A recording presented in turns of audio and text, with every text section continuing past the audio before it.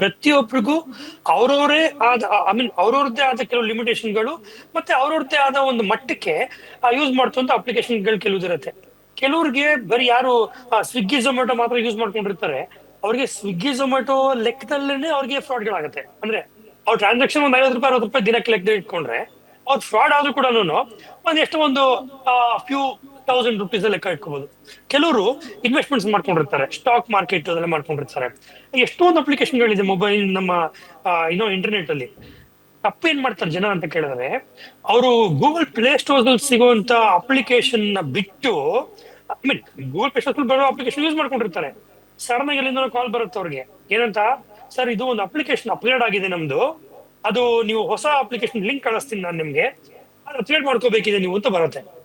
ಇದನ್ನ ಯಾವ genuine company ಅವ್ನು ಕೂಡ ಕಳಿಸೋದಿಲ್ಲ ಇದನ್ನ. ಅವರು ಫ್ರಾಡ್ಸ್ಟರ್ಗಳು ಫೋನ್ ಮಾಡಿರ್ತಾರೆ, ಲಿಂಕ್ ಕಳಿಸ್ತಾರೆ. ಆ ಹೌದು ಲಿಂಕ್ ಯಾವ್ದೋ ಒಂದು ವೆಬ್ಸೈಟ್ ಲ್ಯಾಂಡ್ ಆಗುತ್ತೆ, ಅಥವಾ ಡೈರೆಕ್ಟ್ ಅವ್ರು APK ಫೈಲ್ ಕಳಿಸ್ಕೊಟ್ಬಿಟ್ಟಿರ್ತಾರೆ ವಾಟ್ಸ್ಆಪ್ ಅಲ್ಲಿ.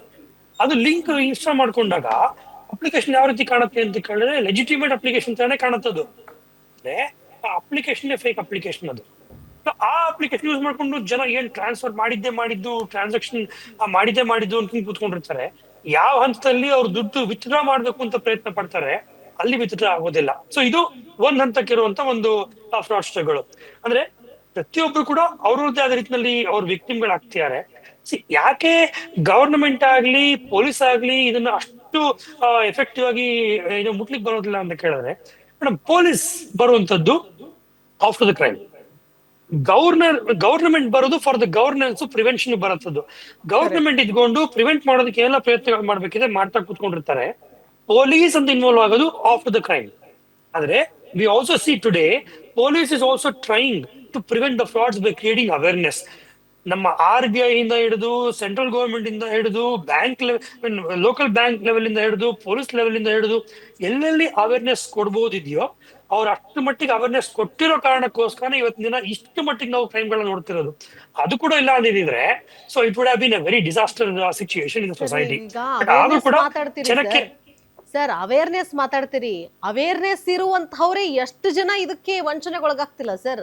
ಎಲ್ಲ ಓದ್ದವ್ರೆ, ಅಲ್ಲ ಎಲ್ಲ ಬುದ್ಧಿವಂತ್ರೆ, ಎಲ್ಲ ನೋಡಿ ಅಧಿಕಾರಿಗಳೇ, ಮೇಡಮ್, ಇಂಥವ್ರು ಕೂಡ ಅಲ್ಲ ಸರ್. ಅವ್ರಿಗೆ ಅವೇರ್ನೆಸ್ ಇರುತ್ತೆ, ಆದ್ರೂ ಕೂಡ ಅಂಥವ್ರಿಗೂ ಕೂಡ ಸಮಸ್ಯೆಗಳಾಗ್ತಾ ಇದೆಯಲ್ಲ. ಹಂಗಾದ್ರೆ ಎಲ್ಲ ಯಾಕೆ ಆಗ್ತಿದೀವಿ ಅಂತ ನಾನು ಕೇಳೋದು.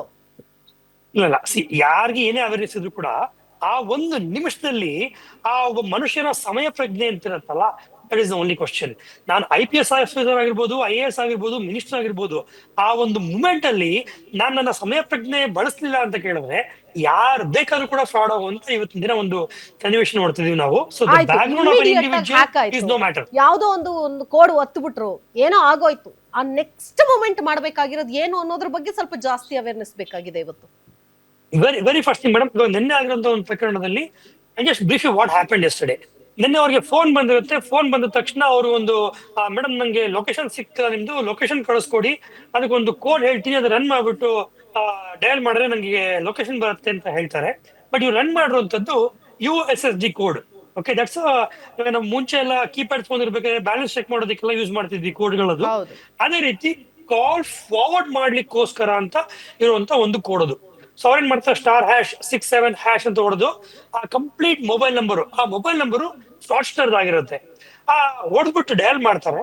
ಡಯಲ್ ಮಾಡಿದ್ದೇನೆ ಏನಾಗುತ್ತೆ, ಇವ್ರಿಗೆ ಬರುವಂತ ಎಲ್ಲಾ ಕಾಲ್ಗಳು ಕೂಡ ಆ ಫ್ರಾಡ್ಸ್ಟರ್ ನಂಬರ್ಗೆ ಫಾರ್ವರ್ಡ್ ಆಗಿರುವಂತ ಒಂದು ಪರ್ಟಿಕ್ಯುಲರ್ ಕೊಡೋದು.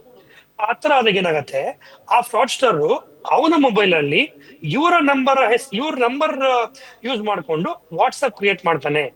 ಕ್ರಿಯೇಟ್ ಮಾಡಿದಾಗ ವಾಟ್ಸ್ಆಪ್ ಯೂಸ್ ಮಾಡ್ಬೇಕಾದ್ರೆ you require OTP. WhatsApp OTP ಬರೋದಕ್ಕೆ SMS ಮುಖಾಂತರ ಕೂಡ ಬರ್ಬೋದಿದೆ, ಅಥವಾ ಐ ಕ್ಯಾನ್ ಸ್ಪೆಸಿಫಿಕಲಿ ರಿಕ್ವೆಸ್ಟ್, ನನಗೆ ಒಂದು ಕಾಲ್ ಮುಖಾಂತರ ಎಸ್. OTP ಬರ್ಬೇಕು ಅಂತ ಕೂಡ ರಿಕ್ವೆಸ್ಟ್ ಮಾಡೋ ಆಪ್ಷನ್ ಇದೆ ನನಗೆ. ಹೌದು. ಕಾಲ್ ಮುಖಾಂತರ ರಿಕ್ವೆಸ್ಟ್ ಮಾಡ್ಕೊಂಡಾಗ ಕಾಲ್ ಆ ಫ್ರಾಡ್ಸ್ಟರ್ ನಂಬರ್ ಬರುತ್ತದು, OTP ಬರುತ್ತೆ, OTP ಆಕ್ಟಿವೇಟ್ ಮಾಡ್ತಾನು. ಸೊ ಅಲ್ಟಿಮೇಟ್ಲಿ ನಿನ್ನೆ ಉಪೇಂದ್ರ ಹಾಗೂ ಪ್ರಿಯಾಂಕಾ ಅವರ ಒಂದು ವಾಟ್ಸ್ಆಪ್ ಏನಿದೆ, ಫ್ರಾಡ್ಸ್ಟರ್ ಮೊಬೈಲ್ ಅಲ್ಲಿ ಆಕ್ಟಿವೇಟ್ ಆಗತ್ತದು ವಾಟ್ಸ್ಆಪ್. ಅದು ಆಕ್ಟಿವೇಟ್ ಆದ ತಕ್ಷಣ ಅಲ್ಲಿ ಏನೇನು ಮುಂಚೆ ಅವ್ರು ಮಾಡಿದಂತ ಕಾನ್ವರ್ಸೇಷನ್ ಗಳಿತ್ತು, ಆ ಕಾಂಟ್ಯಾಕ್ಟ್ ಗಳಿಗೆ ಅವ್ರು ಮೆಸೇಜ್ ಕಳಿಸ್ತಾರೆ, ನಂಗೆ ಇಮಿಡಿಯೇಟ್ ದುಡ್ಡು ಬೇಕಿದೆ ಕಳಿಸ್ಕೊಡು.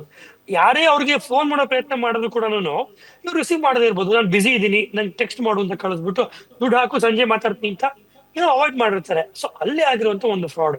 ಆತರ ಆದ ತಕ್ಷಣ you have to immediately go to your respective service provider, BSNL, Vodafone, Airtel ಅಥವಾ ಜಿಯೋ ಏನಿದೆ, ಅಲ್ಲಿ ಹೋಗ್ಬಿಟ್ಟು ನಿಮ್ಮ ಸಿಮ್ ಕಾರ್ಡ್ ನ ಬ್ಲಾಕ್ ಮಾಡಿಸ್ಬಿಟ್ಟು ಡೂಪ್ಲಿಕೇಟ್ ಸಿಮ್ ಕಾರ್ಡ್ ನ ತಗೊಂಡು ನೀವು ಆ ಸಿಮ್ ಕಾರ್ಡ್ ಆಕ್ಟಿವೇಟ್ ಮಾಡ್ಕೋಬೇಕಿರುತ್ತೆ. But ultimately next 24 hours is a risky time. ನೀವು ಪಬ್ಲಿಕ್ ಮೀಡಿಯಾಗೆ ಬಂದು ಸೊ ಯಾವ್ದೋ ಒಂದು ಬೇರೆ ಒಂದು ಮೋಡ್ ಆಫ್ ಕಮ್ಯುನಿಕೇಶನ್ ಇಂದ ನನ್ನ ಈ ತರ ಒಂದು ಅಕೌಂಟ್ ಹ್ಯಾಕ್ ಆಗಿದೆ, ಯಾರು ಕೂಡ ನನ್ನ ಅಕೌಂಟ್ಗೆ ದುಡ್ಡು ಹಾಕಬೇಡಿ ಅನ್ನೋ ಒಂದು ಅವೇರ್ನೆಸ್ ಕೊಡ್ಬೇಕಿರುತ್ತೆ. Yes. 24 ಗಂಟೆಗಳ ಕಾಲ ನಿಮ್ಗೆ SMS ಬರೋದಿಲ್ಲ. ಹೊಸ ಸಿಮ್ ಕಾರ್ಡ್ ತಗೊಂಡ್ರು ಕೂಡ SMS ಬರೋದಿಲ್ಲ ನಿಮ್ಗೆ. ಸೊ ಹಾಗಾಗಿ so to activate your WhatsApp again there is a issue in this.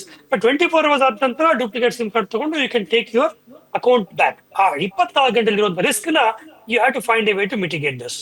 Okay sir, thank you. ನೀಟಾಗಿ ಎಕ್ಸ್ಪ್ಲೇನ್ ಮಾಡಿದ್ರಿ. ಇದನ್ನ ಬಹುಶಃ ಜನ ಫಾಲೋ ಮಾಡಬೇಕು.